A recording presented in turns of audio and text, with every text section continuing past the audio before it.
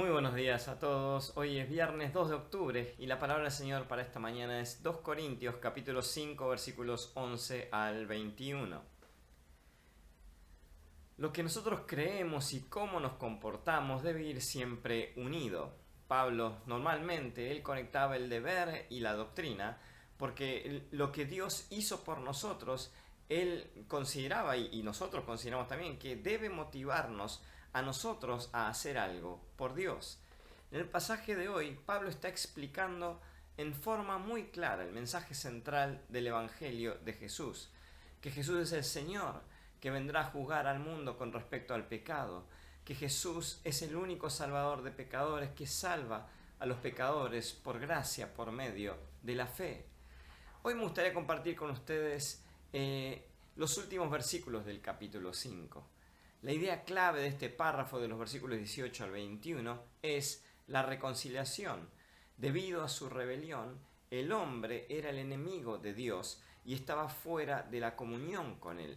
A través de la obra de la cruz, Jesucristo volvió a unir al hombre junto con Dios. Dios se ha reconciliado y ha vuelto su rostro en amor hacia este mundo perdido. El significado básico de la palabra reconciliar es cambiar completamente, se refiere a una relación cambiada entre Dios y el mundo perdido. Dios no tiene que ser reconciliado con el hombre, esto tiene que quedar claro. ¿Por qué? Porque eso fue logrado por Cristo en la cruz. Es el hombre pecador el que tiene que ser reconciliado con Dios.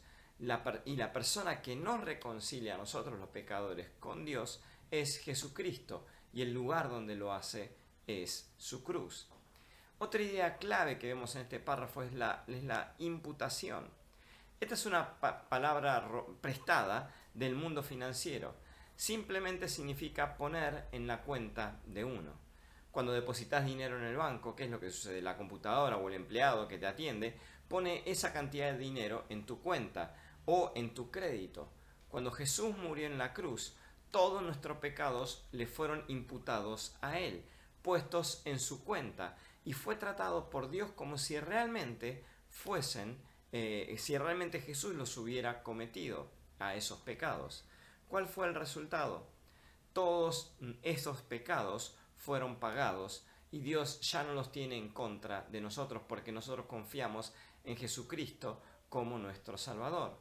Pero eso no es todo lo que sucede ahí. Dios puso en nuestra cuenta la misma justicia que de Jesucristo. Al que dice 2 Corintios 5:21, al que no conoció pecado por nosotros, Dios lo hizo pecado para que nosotros fuéramos hechos justicia de Dios en él. La reconciliación se basa en la imputación, porque las exigencias de la santa ley de Dios fueron cumplidas plenamente en la cruz de Jesús. Dios puede reconciliarse con los pecadores. Aquellos que creen en Jesucristo como Salvador nunca más se le van a imputar sus pecados en lo que respecta a los registros de nuestros pecados. ¿Por qué? Porque compartimos la justicia de Jesucristo. ¿Cómo nos motiva esta maravillosa doctrina de la reconciliación para servir a Cristo? ¿Cuál es la aplicación de Pablo para nuestras vidas? Y eso lo vemos en los versículos 20, en el versículo 18. El versículo 20 dice, así que somos embajadores en nombre de Jesucristo. El versículo 18, nos ha dado el ministerio de la reconciliación. En el Imperio Romano había dos tipos de provincias, las provincias senatoriales y las provincias imperiales. Las provincias senatoriales estaban formadas por gente pacífica y no estaban en guerra con Roma, se habían rendido y se habían sometido al Imperio Romano. Pero las provincias imperiales no eran pacíficas, eran peligrosas porque se rebelaban contra Roma. Si ellos pudieran, se rebelarían. Era necesario que Roma enviara embajadores a esas provincias imperiales para asegurarse de que no estallara una rebelión. Dado que los cristianos en este mundo, nosotros los cristianos somos embajadores de Cristo, esto significa que el mundo está en rebelión con Dios. Este mundo es una provincia imperial en lo que respecta a Dios. Él ha enviado a sus embajadores para declarar la paz y no la guerra. Nosotros representamos a Jesucristo. Si los pecadores nos rechazan a nosotros, a quien realmente están rechazando es a Jesucristo. Qué gran privilegio que tenemos nosotros, el de ser embajadores del cielo para los pecadores rebeldes de este mundo. Tratar de ser un embajador de Cristo en el trabajo. Yo cuando era joven, tratar de ser eso era algo muy difícil, era algo que me daba mucha vergüenza. Entonces me di cuenta que yo era una persona privilegiada, un embajador del Rey de Reyes. No había nada que avergonzarse acerca de eso. De hecho, la gente con la que yo trabajaba debería estar agradecida de que uno de los embajadores del Rey de Reyes trabajara con ellos y compartiera con ellos. Dios no le declaró la guerra al mundo, y en la cruz Dios le declaró la paz al mundo. Pero vendrá el día en que Dios le va a declarar la guerra a este mundo.